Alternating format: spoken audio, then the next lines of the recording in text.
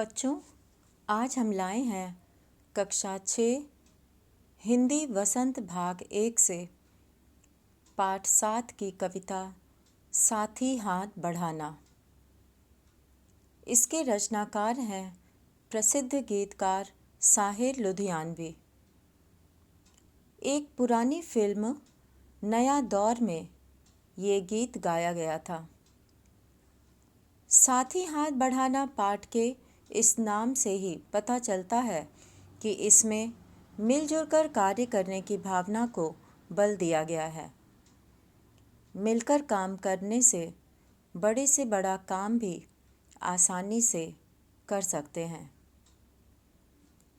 इस कविता में सरल शब्दों का प्रयोग है और कहीं कहीं तद्भव शब्दों का प्रयोग दिखाई देता है। इस कविता का सारांश इस प्रकार है। कवि कहते हैं कि सभी अगर मिलकर काम करते हैं तो काम आसानी से हो जाता है और मेहनत करने वाले लोग यदि चाहें तो नामुमकिन काम को भी मुमकिन कर सकते हैं, कठिन काम को भी आसान कर सकते हैं। मेहनत करने वाले लोगों की बाहें और सीने फौलादी होते हैं। फौलादी अर्थात लोहे के समान मजबूत। ये चाहे तो चट्टानों में भी रास्ता बना सकते हैं और पर्वत का भी शीश झुका सकते हैं। मेहनत करने वालों को किसी से डरना नहीं चाहिए।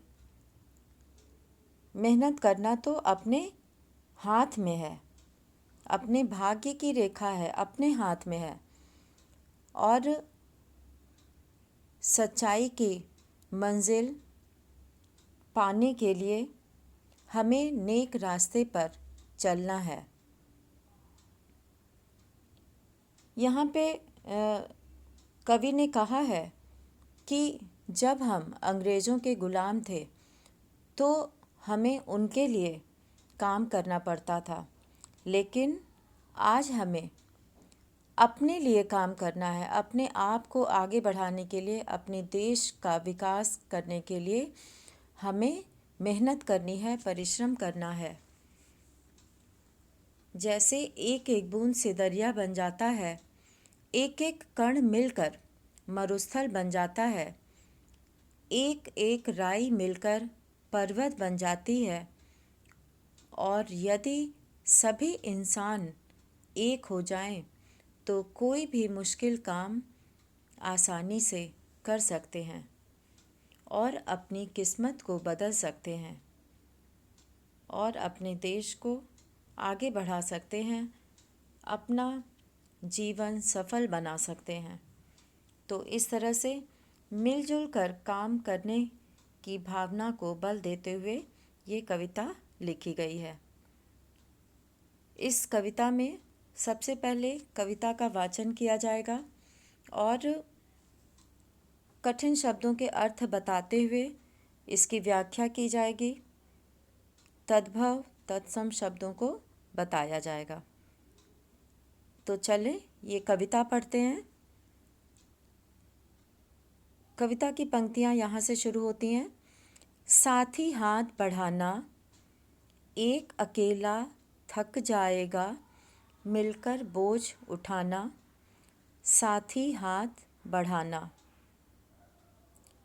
कवि कहते हैं कि अगर कोई कार्य कोई एक व्यक्ति अकेले करेगा तो वह उस कार्य को सही समय पर पूरा नहीं कर सकता, थक जाएगा और उसे जो है वो उस काम को पूरा करने में समय भी बहुत अधिक लगेगा और इसीलिए सभी अपना हाथ आगे बढ़ाते हुए सब लोग मिलकर, हाथ बढ़ाने से मतलब है मिलजुल कर अपना काम अगर करते हैं तो हम बड़े से बड़े काम को भी जो है वो सफल बना सकते हैं, पूरा कर सकते हैं अपने उद्देश्य को प्राप्त कर सकते हैं। जैसा कि इस कविता में, इस पाठ में चित्र भी दिखाया गया है। यहाँ पर इस चित्र में सबसे नीचे एक महिला टोकरी में भर रही है बालू और सीमेंट, जो भी होता है मकान बनाने के लिए इस्तेमाल होने वाले चीज़ें, उसको भर रही है, और दूसरा उसे उठाकर फिर दूसरी महिला को पकड़ा रहा है और वो ऊपर चढ़ा रही है। और इसी तरह से इसमें एक दूसरे को वो बोझ उठाते हुए दिखाया गया है। और इस तरह से ऊंची ऊंची बिल्डिंग बनाने में सब मिलकर काम करते हैं, तभी ऐसी बड़े भवन बन पाते हैं। तो यहाँ पर मिलजुल कर काम करने का दृश्य दिखाया गया है। अब आगे कवि कहते हैं कि हम मेहनत वालों ने जब भी मिलकर कदम बढ़ाया, सागर ने रास्ता छोड़ा, पर्वत ने शीश झुकाया। तो यहाँ पे कवि कहते हैं कि मेहनत करने वाले लोग कठिन काम को भी आसान कर सकते हैं, और जब भी वो मिलकर आगे बढ़े हैं, उन्होंने अपनी मंजिल को पाया है, और उनके रास्ते में आने वाली सभी रुकावटें दूर हुई हैं, और उनके मेहनत और परिश्रम को देखकर सागर भी रास्ता छोड़ देता है। और पर्वत, यहाँ पर्वत शब्द तद्भव है और इसका तत्सम है पर्वत। पर्वत ने शीश झुकाया, और ऊंचे पर्वत ने भी जो है इनके परिश्रम के आगे शीश झुका दिया है। यहाँ पे सागर शब्द आया है, जिसे रत्नाकर और ये सारे समुद्र, ये सारे इसके समानार्थक शब्द हैं। और रास्ता छोड़ा, सागर ने रास्ता छोड़ा, यहाँ पे रास्ता शब्द है जिसका कि सही और शुद्ध रूप है रास्ता। तो सागर ने रास्ता छोड़ा, पर्वत ने शीश, यहाँ पे शीश शब्द जो है वो तद्भव है और इसका प्रचलित रूप है शीश। तो शीश झुकाया। मेहनत करने वाले जब भी मिलकर काम करते हैं, आगे बढ़ते हैं, तो उनका और भी लोग जो है वो सहयोग करते हैं, और ऐसे लोगों को आगे बढ़ने से कोई भी नहीं रोक सकता, न सागर न पर्वत। तो यहाँ पे मेहनत करने वालों को जो है वो बहुत ही महान कहा गया है। फौलादी हैं सीने अपने, फौलादी हैं बाहें। फौलादी का अर्थ होता है बहुत ही मजबूत, जिस तरह से लोहे के समान मजबूत सीने। कहने का तात्पर्य है कि वो बहुत ही शक्तिशाली हैं और बहुत मजबूत हैं, उनके अंदर बहुत शक्ति है। तो फौलादी हैं सीने अपने, फौलादी हैं बाहें।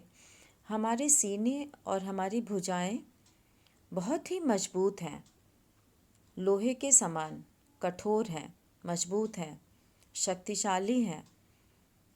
तो ऐसे सीने और बाहों से हम चाहें तो चट्टानों में पैदा कर दे राहें, और यदि हम चाहें तो चट्टानों में, चट्टान जो कि बहुत कड़ा होता है और उसे तोड़ना आसान नहीं होता है, लेकिन इनके अंदर इनका मनोबल, इनका शरीर इतना मजबूत है कि वे चाहें तो चट्टानों में भी राहें, मतलब रास्ते पैदा कर दें, यानी बना दें। वे चाहें तो चट्टानों में भी रास्ता बना सकते हैं। उनके शरीर, उनकी सीने, उनकी भुजाएं बहुत ही मजबूत हैं। साथ ही हाथ बढ़ाना, साथ ही बस यहाँ पे हाथ बढ़ाने को कहा गया है, यानी कि अगर सब मिलजुल कर रहते हैं तो हम अपने उद्देश्य को, अपनी मंजिल को अवश्य पा सकते हैं। इसके लिए कोई भी रुकावट नहीं बन सकता। तो यहाँ मेहनत करने वालों के लिए कहा गया है कि वे चाहें तो अपनी मंजिल को पा सकते हैं। अब आगे पंक्तियाँ हैं। मेहनत अपने लेख की रेखा, मेहनत से क्या डरना, कल गैरों की खातिर की, आज अपनी खातिर करना। मेहनत करने वालों को यहाँ पर कहा गया है कि मेहनत से क्या डरना है। ये तो अपने हाथ की रेखा है, हमारे भाग्य की रेखा है।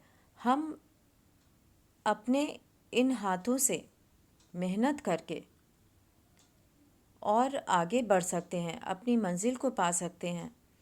तो जब हमें मेहनत करना ही है तो हमें इससे डरना क्या, क्योंकि हमें इस मेहनत वाले, परिश्रम वाले मार्ग पर ही परिश्रम करके ही आगे बढ़ना है और हमें गलत रास्ते पर नहीं चलना है।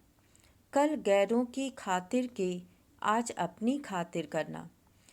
और ये मेहनत, जब भारत गुलाम था, लोग अंग्रेज़ों के गुलाम थे और उनकी जी हजूरी किया करते थे, उनके लिए उन्हें बहुत मेहनत करना पड़ता था। तो कल गैरों की, गैर मतलब दूसरों की खातिर, जो अपने नहीं थे, ऐसे लोगों के लिए जब हमने मेहनत की, उनके लिए, खातिर मतलब उनके लिए, दूसरों के लिए, गैरों के लिए। अंग्रेज़ तो अपने थे नहीं, वो तो दूसरे देश के थे। तो जब हम लोगों ने दूसरों के लिए मेहनत की, आज अपनी खातिर करना, तो आज हमें अपने लिए मेहनत करना है। अपना दुख भी एक है साथी, अपना सुख भी एक। और वो कहते हैं कि हमारा सुख दुख एक है। अगर हम में से कोई एक दुखी होता है तो वो दुख हम सब का है। और जब खुशी मिलती है, खुशी की कोई बात होती है, तो वो सबके लिए खुशी की बात है और वो सबका सुख है। तो दुख और सुख हमें मिलजुल कर बांटना है, मिलजुल कर बिताना है। तो यहाँ पर मेहनत करने के लिए ये बताया गया है कि पहले जो हम दूसरों के लिए मेहनत किया करते थे, वो मेहनत आज हम अपनी खातिर करेंगे, अपने भाग्य को बदलेंगे, अपने भविष्य को बदलेंगे। इस तरह से इनका सुख दुख भी एक है। अपनी मंजिल सच की मंजिल, अपना रास्ता नेक। अगली पंक्तियों में कहा गया है, अपनी मंजिल सच की मंजिल, अपना रास्ता नेक, साथी हाथ बढ़ाना। अब इस संसार में बहुत सारे ऐसे लोग होते हैं जो गलत मार्ग पर चलकर अपनी मंजिल को पाते हैं और प्रसन्न होते हैं, खुश होते हैं, लेकिन उनका तरीका गलत होता है। वे झूठ और धोखा, इस तरह की चीज़ों का, इस तरह के चीज़ों का प्रयोग करके धोखे से और झूठ के सहारे से आगे बढ़ते हैं और वो सोचते हैं कि वो कामयाब हैं, सफल हैं। लेकिन ये मेहनत करने वाले, परिश्रम करने वाले लोग हमेशा अपनी मंजिल को सच की मंजिल बनाते हैं। वो सच्चाई के मार्ग पर चलकर और अपना रास्ता नेक और नेकी के रास्ते पर चलकर वो किसी को धोखा नहीं देते, वो किसी का कुछ छीनते नहीं हैं। तो इस तरह से वे अच्छे और नेक रास्ते पर चलकर अपनी मंजिल को पाते हैं। और बहुत लोग बहुत कम समय में झूठ बोलकर और धोखा देकर और गलत तरीके अपनाकर आगे बढ़ना चाहते हैं। लेकिन ये परिश्रमी व्यक्ति हमेशा अच्छे रास्ते पर, नेक रास्ते पर, सच्चाई के रास्ते पर चलकर ही अपनी मंजिल को पाते हैं। साथ ही हाथ बढ़ाना ताकि हम लोग मिलजुल कर काम कर सकें, सफल हो सकें, अपनी मंजिल को पा सकें। तो यहाँ पर ये बताया गया है कि अपने देश के विकास के लिए, अपने आप को आगे बढ़ाने के लिए हमें मेहनत करना है और परिश्रम करना है। इस पंक्तियों के माध्यम से इनका सुख दुख भी एक है, ऐसा कहा गया है। अब आगे की पंक्तियां हम लोग देखेंगे।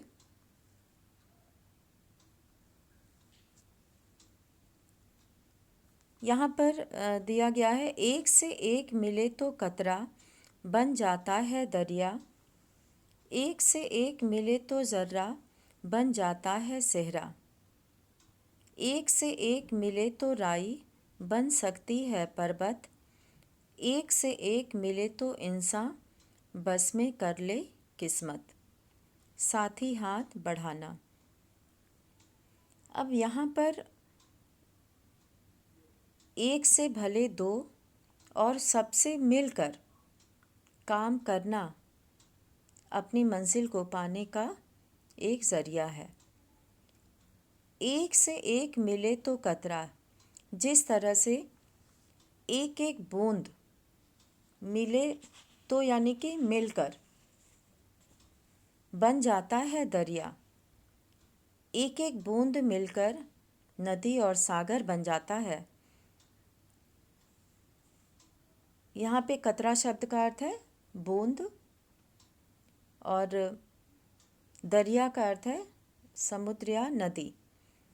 एक से एक मिले तो ज़र्रा बन जाता है सेहरा, और अगर एक एक ज़र्रा यानी कण, जैसे बालू के कण होते हैं, छोटे छोटे कण होते हैं, और वो जब ढेर सारे मिल जाते हैं तो बन जाता है सेहरा, तो रेगिस्तान बन जाता है, मरुस्थल बन जाता है। सेहरा यानी रेगिस्तान, जहाँ की बालू ही बालू होता है। तो एक से एक मिले तो ज़र्रा बन जाता है सेहरा, ज़र्रा यानी कण। एक से एक मिले तो राई बन सकती है पर्वत, और यहाँ पर राई शब्द आया है। राई शब्द जैसे सरसों होता है, वैसे ही उसका छोटा रूप राई होता है, सरसों से भी छोटा। और जब एक एक राई इकट्ठी हो जाती है, ढेर सारी, बहुत सारी, तो बन सकती है पर्वत। तो वो एक के ऊपर एक के ऊपर एक इकट्ठी होते हुए पर्वत, पर्वत शब्द यहाँ पर आया है। पर्वत शब्द जो है वो पर्वत का तद्भव रूप है। तो पर्वत बन सकती है अगर राई बहुत सारी हो तो एक छोटी सी राई, वो देखने में बहुत छोटी होती है, एक छोटी सी राई एक एक करके मिल मिलकर वो पर्वत बन सकती है। एक से एक मिले तो इंसान, और उसी प्रकार अगर सभी इंसान मिल जाएं, मिलकर काम करें तो बस में कर लें किस्मत, तो वो अपनी किस्मत अपने वश में कर सकते हैं, वो अपने भाग्य निर्माता बन सकते हैं, क्योंकि मनुष्य के कार्यों से ही उनका भाग्य बनता है। बहुत सारे ऐसे मनुष्य होते हैं जिनमें आलस्य होता है, वो काम नहीं करना चाहते हैं, और बिना काम किए ही उनको लगता है कि हमें सब कुछ मिल जाए, वो भाग्य के भरोसे बैठे रहते हैं। और परिश्रमी व्यक्ति जो कभी गरीब होते हैं, कमज़ोर होते हैं, लेकिन वो अपनी मेहनत परिश्रम से वो इतने आगे बढ़ जाते हैं कि वे अपनी किस्मत को ही बदल देते हैं।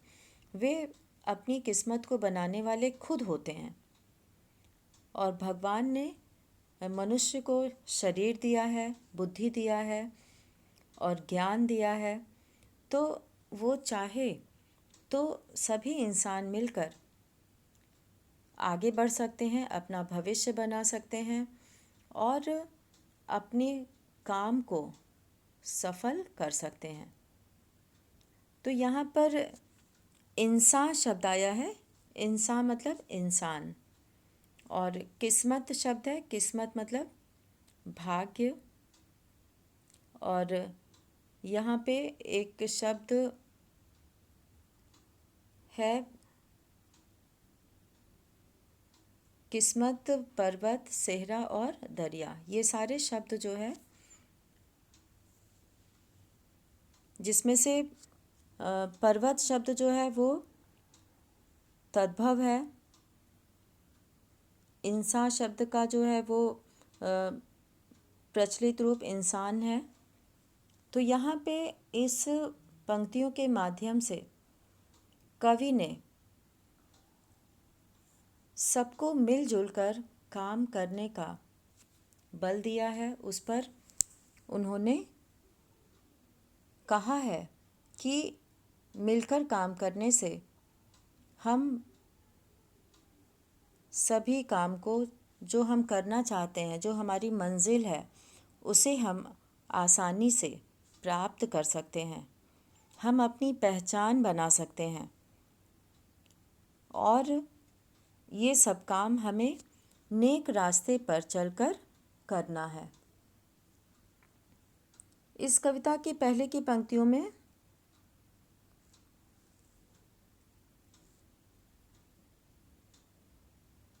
पंक्तियों से लेकर अंतिम पंक्तियों के बीच में कवि ने मनुष्य को मेहनत करने की भावना को आगे बढ़ाया है। और उनका कहना है कि हमें अपनी मंजिल तक मेहनत करके ही पहुंचना चाहिए, नेकी और सच्चाई के रास्ते पर चलते हुए। तो इस तरह से हम लोगों ने ये कविता पढ़ी, साथ ही हाथ बढ़ाना। और सभी यहाँ पर एक दूसरे के साथी हैं और मिलजुल कर काम करने से वे अपना काम बहुत अच्छे ढंग से कर सकते हैं। अब इसके आगे हम लोग इस कविता के, इस पाठ के प्रश्न अभ्यास को देखेंगे। और प्रश्न अभ्यास में सबसे पहले गीत से शीर्षक के अंतर्गत 3 प्रश्न पूछे गए हैं और इन प्रश्नों को हम लोग समझेंगे। तो प्रश्न अभ्यास का पहला प्रश्न है गीत से।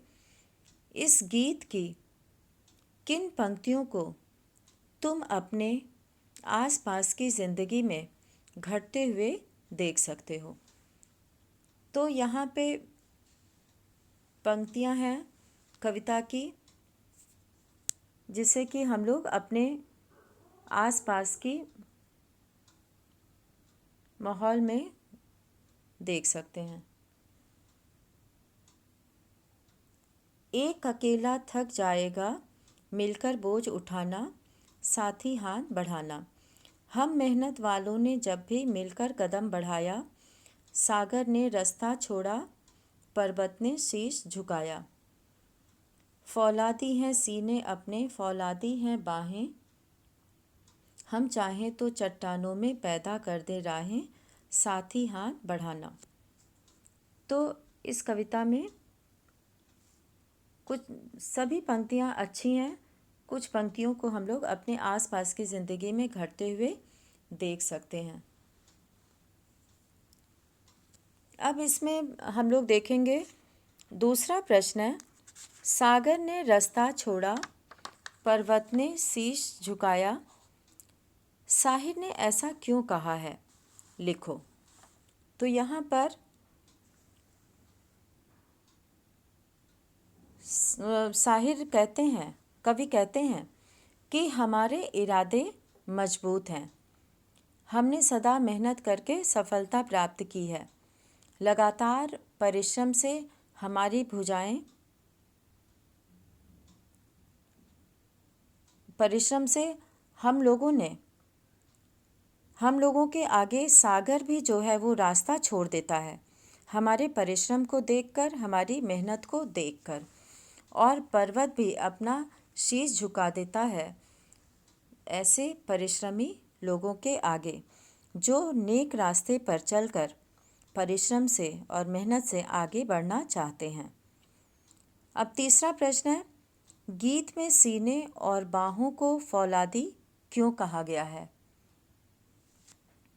तो इस गीत में सीने और बाहों को फौलादी इसलिए कहा गया है क्योंकि ये मेहनत करके ये बहुत ही शक्तिशाली और मजबूत बन गए हैं, और ये इनके अंदर इतनी ताकत है, इनके सीने लोहे की तरह मजबूत हो गए हैं और भुजाएं भी बहुत शक्तिशाली हो गई हैं, और लगातार परिश्रम से ये अपना काम जो है वो भली भांति कर सकते हैं। और इसीलिए ये मेहनती हैं, परिश्रमी हैं, और इनको जो है वो फौलादी कहा गया है। फौलाद यानी लोहे का बना हुआ, अर्थात लोहे की तरह मजबूत। अब यहाँ दूसरा शीर्षक है गीत से आगे। गीत से आगे में पहला प्रश्न है, अपने आसपास तुम किसे साथी मानते हो और क्यों? इससे मिलते जुलते कुछ और शब्द खोजकर लिखो। तो आसपास हमारे परिवार वाले और हमारे आसपास रहने वाले लोग, हमारे मित्रगण और पशु पक्षी, पेड़, ये सब हमारे मित्र हैं, क्योंकि ये सब हमारे साथी हैं। और ये सब जो है वो हम लोग जैसे परिवार में एक दूसरे से सहयोग करते हैं, परिवार के सभी सदस्य एक दूसरे से सहयोग करके मिलजुल कर रहते हैं, और वे हमारे साथ रहते हैं, इसलिए वे हमारे साथी हैं। और हमारे मित्र जो है वो भी हमारे साथी हैं। और बहुत सारे लोग घरों में पालतू पशु रखते हैं, उनकी देखभाल करते हैं, और वो हमारी सुरक्षा का भी ध्यान रखते हैं। जैसे कि पालतू कुत्ते पाले जाते हैं, जिनकी की देखभाल की जाती है, घर में एक सदस्य की तरह उनको माना जाता है। और भी शब्द हो सकते हैं इससे मिलते जुलते, तो वो शब्द यहाँ पर ये सब हैं, परिवार के लोग, मित्र, पशु पक्षी और मनुष्य, जो जिनसे हमारा मेलजोल रहता है। अब यहाँ पे दूसरा प्रश्न है, अपना दुख भी एक है साथी, अपना सुख भी एक। इस पंक्ति का अर्थ है कि हम सबका, जिस माहौल में, जिस वातावरण में हम लोग रहते हैं, हम सबका सुख दुख एक है। कक्षा, मोहल्ले और गांव, शहर के किस किस तरह के साथियों के बीच तुम्हें इस वाक्य की सच्चाई महसूस होती है और कैसे? तो कक्षा में जैसे कभी कोई बच्चा बीमार हो जाता है, या खेल के समय में खेलते खेलते वो गिर जाता है, उसे चोट लग जाती है और उसे बहुत दर्द होता है, तो उसके मित्र उसे जो है ले जाते हैं उपचार के लिए और उसका उपचार कराते हैं। तो इस तरह से वो उसकी सहायता करते हैं। और इसी तरह से मोहल्ले में भी हो सकता है, गांव में भी और शहर में भी बहुत सारे ऐसी घटनाएं घटती हैं जिससे कि लगता है कि इस संसार में इतने अच्छे लोग भी हैं जो हमारे दुख को समझते हैं और हमारे सुख में भी साथ देते हैं। तो जैसे एक परिवार में ही कोई अगर बीमार हो जाता है तो पूरा परिवार उनकी देखभाल में लग जाता है, और कोई खुशी का मौका होता है तो पूरा परिवार उस खुशी में शामिल होता है। तो इस तरह से हम कह सकते हैं कि अपना दुख भी एक है और अपना सुख भी एक। अब इसमें तीसरा प्रश्न है, इस गीत को तुम किस माहौल में गुनगुना सकते हो? तो ये गीत जो है वो मिलजुल कर काम करने के लिए और सच्चाई और नेक रास्ते पर चलने के लिए, ऐसे माहौल में हम इसे गुनगुना सकते हैं जब कोई बड़ा कार्य हो और सब मिलकर काम कर रहे हों। अब इसमें चौथा प्रश्न है, एक अकेला थक जाएगा मिलकर बोझ उठाना। अब यहाँ इसमें 3 प्रश्न पूछे गए हैं। क है, तुम अपने घर में इस बात का ध्यान कैसे रख सकते हो? एक अकेला थक जाएगा मिलकर बोझ उठाना। तो अपने घर में जैसे किसी एक सदस्य के ऊपर बहुत ज़्यादा काम हो तो उसे घर के अन्य सदस्यों को बांट लेना चाहिए, जिससे कि कोई एक सदस्य थके ना और पूरा काम भी मिलजुल कर हो जाए। ख में पूछा है, पापा के काम और माँ के काम क्या क्या हैं? तो इसे सभी बच्चे अपने घर में देखते ही हैं, तो उसे देखकर लिखना है। और क्या वे एक दूसरे का हाथ बटाते हैं? तो घर में सभी मिलजुल कर काम करते हैं, इसलिए हम ये कह सकते हैं कि सभी एक दूसरे का हाथ बटाते हैं। अब इसमें अगला प्रश्न है, प्रश्न 5 गीत से आगे का। यदि तुमने नया दौर फिल्म देखी है तो बताओ कि यह गीत फिल्म में कहानी के किस मोड़ पर आता है, और यदि तुमने फिल्म नहीं देखी है तो फिल्म देखो और बताओ। तो बच्चों, आपके पास समय है और थोड़ा समय निकाल कर अपने माता पिता से कहकर ये फिल्म आप देख सकते हैं। अब इसके आगे प्रश्न है, कहावतों की दुनिया। इसमें पहला है, अकेला चना भाड़ नहीं फोड़ सकता, एक और एक मिलकर 11 होते हैं।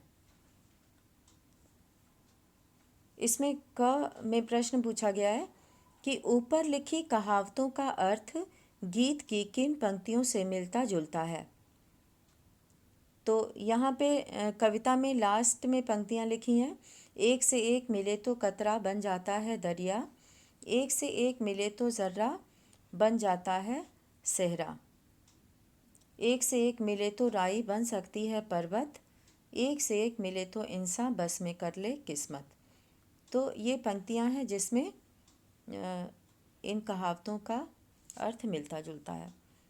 ख में है, इन दोनों कहावतों का अर्थ कहावत कोश में देखकर समझो और उनका वाक्यों में प्रयोग करो, और इस दोनों कहावतों से वाक्य बनाना है।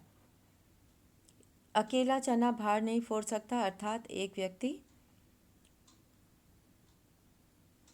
पूरा काम नहीं कर सकता, एक और एक मिलकर 11 होते हैं। मिलजुल कर काम करने से हम बड़ा से बड़ा कार्य भी कर सकते हैं। दूसरा प्रश्न है, नीचे हाथ से संबंधित कुछ मुहावरे दिए हैं, इनके अर्थ समझो और प्रत्येक मुहावरे से वाक्य बनाओ। हाथ को हाथ न सूझना, अर्थात कुछ समझ में ना आना। हाथ साफ करना, किसी वस्तु को चोरी छिपे ले लेना, हाथ साफ करना। जैसे चोर ने सोने के हार पर हाथ साफ कर लिया। हाथ पैर फूलना, जैसे अगर कोई शेर सामने आ जाए तो हमारे हाथ पैर फूलने लगते हैं डर के मारे। हाथों हाथ लेना, जैसे कोई बड़ा काम करता है, जैसे भारतीय क्रिकेट टीम के कप्तान जब मैच जीत कर आते हैं तो उन्हें हाथों हाथ लिया जाता है। हाथ लगना, कोई चीज़ प्राप्त हो जाना। जैसे एक कहानी की पुस्तक मेरे हाथ लग गई। अगला प्रश्न है भाषा की बात से, जिसमें पहला है हाथ और हस्त एक ही शब्द के दो रूप हैं। हस्त तत्सम है और हाथ तद्भव है। नीचे दिए शब्दों में हस्त और हाथ छिपे हैं। शब्दों को पढ़कर बताओ कि हाथों का इनमें क्या काम है। हाथ घड़ी, हाथ में जो घड़ी लगाते हैं उसे हाथ घड़ी कहते हैं। हथौड़ा, किसी चीज़ को पीटने के लिए हथौड़े का प्रयोग किया जाता है। हस्तशिल्प, हाथ से बनाई गई कोई कला, जैसे कि कढ़ाई होता है, कोई खिलौना बनाना। हस्तक्षेप यानी कि किसी काम में दखल डालना। निहत्था, जिसके हाथ में कुछ ना हो। हथकंडा, हथकंडा मतलब कोई उपाय। हस्ताक्षर यानी कि सिग्नेचर जिसे कहते हैं। हथकरघा, हथकरघा यानी हाथ से जिस पे बुनाई का काम किया जाता है। अब इसमें दूसरा प्रश्न है, इस गीत में पर्वत, शीश, रास्ता, इंसान जैसे शब्दों के प्रयोग हुए हैं। इन शब्दों के प्रचलित रूप लिखे हो। तो प्रचलित रूप आप लोग को बताया जा चुका है कविता की व्याख्या में। तो पर्वत, शीश, रास्ता और इंसान, ये इसके प्रचलित रूप हैं। अब इसका अगला प्रश्न है, कल गैरों की खातिर की आज अपनी खातिर करना। इस वाक्य को गीतकार इस प्रकार कहना चाहता है, तुमने कल गैरों की खातिर मेहनत की, आज तुम अपनी खातिर करना। इस वाक्य में तुम करता है जो गीत की पंक्ति में छंद बनाए रखने के लिए हटा दिया गया है। उपर्युक्त पंक्ति में रेखांकित शब्द अपनी का प्रयोग कर्ता तुम के लिए हो रहा है, इसलिए यह सर्वनाम है। ऐसे सर्वनाम जो अपने आप के बारे में बताएं निजवाचक सर्वनाम कहलाते हैं। निज का अर्थ अपना होता है और निजवाचक सर्वनाम के 3 प्रकार होते हैं जो नीचे दिए वाक्यों में रेखांकित हैं। मैं, अपने आप या आप घर चली जाऊंगी। बब्बन, अपना, अपना यहाँ पे रेखांकित है, काम खुद करता है। सुधा ने अपने लिए कुछ नहीं खरीदा। अब तुम भी निजवाचक सर्वनाम के निम्नलिखित रूपों का वाक्यों में प्रयोग करो। तो यहाँ पे ये सर्वनाम दिए हैं, बहुत आसान शब्द हैं, इसे बच्चे खुद से कर सकते हैं। एक उदाहरण के लिए बता दिया जाता है, जैसे अपने को, तो समीर अपने को बहुत बुद्धिमान मानता है। अपने से, हमें अपने से गृह कार्य करना चाहिए। तो इसी तरह से बाकी शब्दों का भी वाक्य बना सकते हैं। अब यहाँ पर कुछ करने को शीर्षक के अंतर्गत प्रश्न है। बातचीत करते समय हमारी बातें हाथ की हरकत से प्रभावशाली होकर दूसरे तक पहुँचती हैं। हाथ की हरकत से या हाथ के इशारे से भी कुछ कहा जा सकता है। नीचे लिखे हाथ के इशारे किन अवसरों पर प्रयोग होते हैं लिखो। तो बात करते समय जब हम कुछ बोलते हैं तो उसी के अनुसार हमारे हाथ भी हिलते हैं। वैसे इशारे या संकेत हाथों से किए जाते हैं। जैसे क्यों, क्यों पूछते समय हम लोग क्यों वाला, पूछने वाला जो है वो संकेत करते हैं। तो यहाँ पे ये किन अवसरों पर प्रयोग होते हैं ये लिखना है। मना करते हाथ, इसका प्रयोग हम लोग कब करते हैं, ऐसे संकेत का प्रयोग। और समझाते हाथ, बुलाते हाथ, आरोप लगाते हाथ, जोश दिखाते हाथ, समझाते हाथ, चेतावनी देते हाथ। तो इस तरह से इन प्रश्नों में, यहाँ पे सभी प्रश्न हम लोगों ने देख लिया है और अंत में संकेत के आधार पर इनका प्रयोग ऐसे हाथों का संकेत कब किया जाता है उसको लिखना है। धन्यवाद।